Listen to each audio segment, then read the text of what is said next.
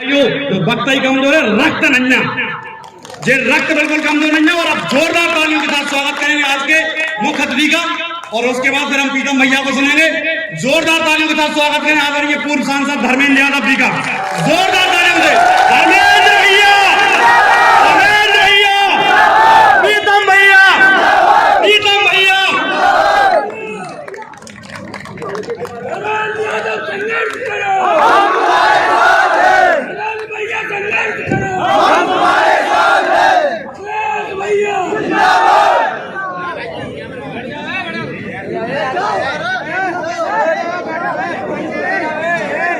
शिवपुरी के पिछोर नगर के शानदार कार्यक्रम के हमारे अध्यक्ष जी, इस कार्यक्रम के आयोजक और जिनके संघर्ष में हम सभी लोग मध्य प्रदेश ही नहीं, उत्तर प्रदेश से लेके तमाम इलाकों के लोग जो इकट्ठे हुए, जिनके संघर्ष में साथ देने के लिए, ऐसे हमारे संघर्षशील साथी आदि प्रीतम लोधी जी, हमारे समाजवादी पार्टी के प्रदेश के अध्यक्ष आर रामायण पटेल जी,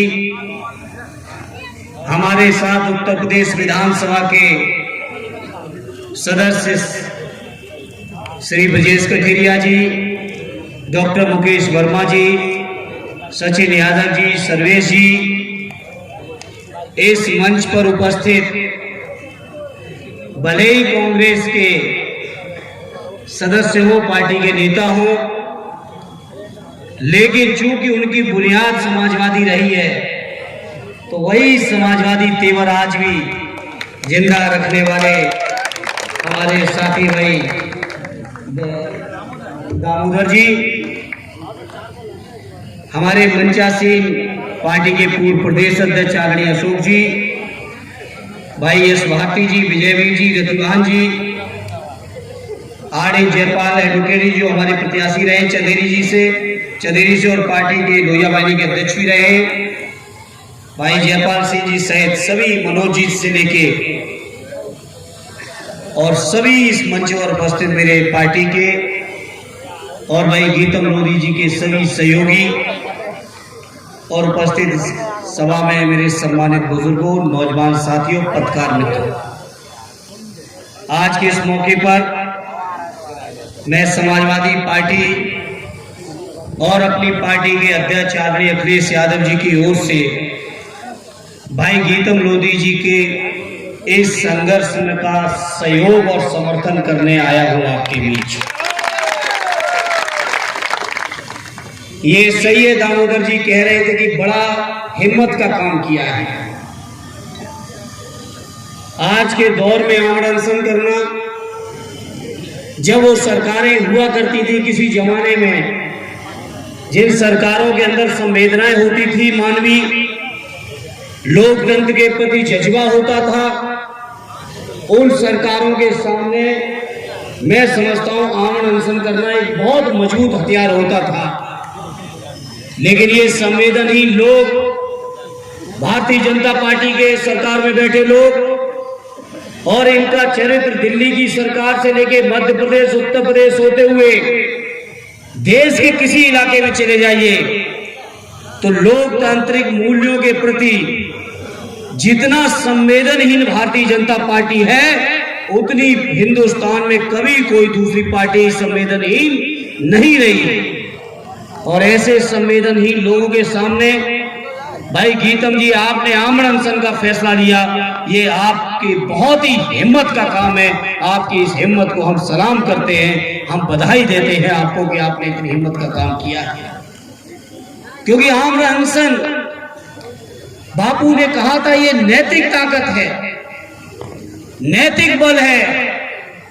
जब कोई व्यक्ति आमरण अनशन करता है और उसका स्वास्थ्य कहीं गड़बड़ होना शुरू होता है, तो बड़ी से बड़ी सरकारें झुक जाया करती हैं। बापू ने इसी अस्त्र का उपयोग करके, जिन अंग्रेजों का सूरज कभी अस्त नहीं होता था, उन अंग्रेजों को भी झुकाने का काम राष्ट्रपिता महात्मा गांधी जी ने आमरण अनशन के माध्यम से किया। लेकिन ये संवेदनहीन लोग, भारतीय जनता पार्टी के वो लोग जिनका देश की आजादी में कोई योगदान नहीं है, कोई इतिहास नहीं है, ये इस आमरण अनशन की भावना को नहीं समझ पाते हैं। मुझे खुशी है कि आदरणीय राष्ट्रीय अध्यक्ष श्री अखिलेश यादव जी ने, भाई गीतम जी, आपके बीच मुझे भेजा आपके संघर्ष में शामिल होने का, और मुझे सौभाग्य दिया कि आपके आमरण अनशन को तोड़ाने का मौका पार्टी ने मुझे मौका दिया। गीतम जी, आपने मौका दिया, उसके लिए मैं अपने आप को सौभाग्यशाली समझता हूं।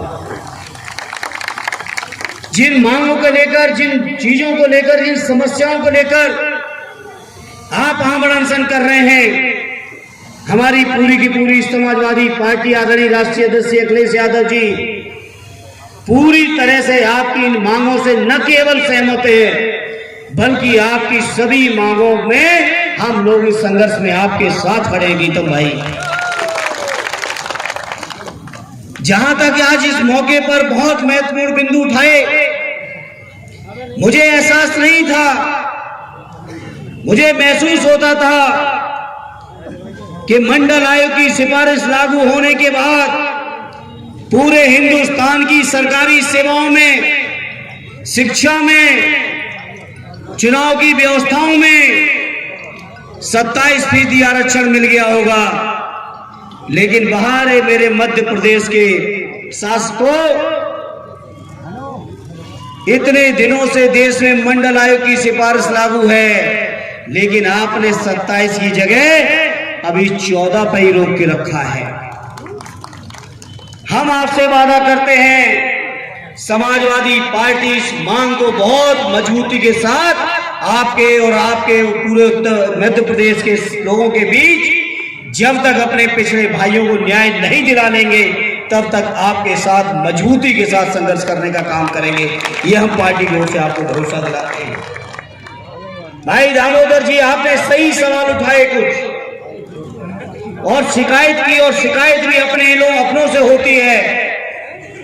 और दामोदर जी, आपकी शिकायत को दूर करते हुए आज मैं इस मंच से कह के जा रहा हूं, समाजवादी पार्टी के राष्ट्रीय अध्यक्ष माननीय अखिलेश यादव जी की नजर मध्य प्रदेश के उन गरीबों, किसानों, नौजवानों, पिछड़ों पर, उन बेरोजगारों पर जिनके साथ लगातार अन्याय अत्याचार किया है। ज्यादा मौका तो भारतीय जनता पार्टी के लोगों को मिला है, थोड़ा बहुत आपके भी दल को मिला है, लेकिन न्याय उन्होंने भी नहीं दिया है। इस अन्याय के खिलाफ समाजवादी पार्टी एक मजबूत लड़ाई मध्य प्रदेश में लड़ेगी। ये मैं मध्य प्रदेश के लोगों, आपके बीच कहने आया हूं। मध्य प्रदेश के लोगों, ये जातिगत जनगणना जिसके आप मुद्दा उठा रहे हैं भाई गीतम जी, इस मुद्दे का समाधान 2011 में हो गया होता। मैं 15 साल लोकसभा के अंदर रहा, मैंने लोकसभा में कभी भी इतनी आम सहमति कभी नहीं देखी जितनी 2011 में जाति जनगणना के नाम पर थी। पूरे देश के सभी दल एक थे और सभी की राय थी कि जाति जनगणना होनी चाहिए, लेकिन उस समय कांग्रेस पार्टी के गृह मंत्री पी चिदम्बरम साहब ने उस जाति जनगणना को रोकने का काम किया। मुझे 2019 तक लोकसभा में रहने का सौभाग्य मिला। मध्य प्रदेश के लोगों लगातार इस आवाज को उठाते रहे जो गीतम भाई उठा रहे हैं। भारतीय जनता पार्टी वाले भी आश्वासन देते रहे और आश्वासन देते देते पिछड़ों को, दलितों को, मानवता के लोगों को, आदिवासियों को धोखा देते रहे। लगातार समाजवादियों की मांग रही। आदरणीय नेताजी आज हमारे बीच नहीं है। आदरणीय नेताजी ने सैकड़ों बार देश की संसद में समाज को मजबूती के साथ उठाने का काम किया था कि देश के पिछड़ों की गणना होनी चाहिए, पिछड़ों को हक मिलना चाहिए, न्याय मिलना चाहिए, भागीदारी मिलना चाहिए। समाज के हर वर्ग के लोगों को समानता का मौका मिलना चाहिए। ये आवाज आदरणीय नेताजी ने हमेशा उठाई। आज नेताजी हमारे बीच नहीं है, वहीं हम समाजवादियों की जिम्मेदारी बढ़ी है कि नेताजी के हर सपने को हम लोग साकार करें, ये हमारी पीढ़ी के ऊपर ये जिम्मेदारी आई है।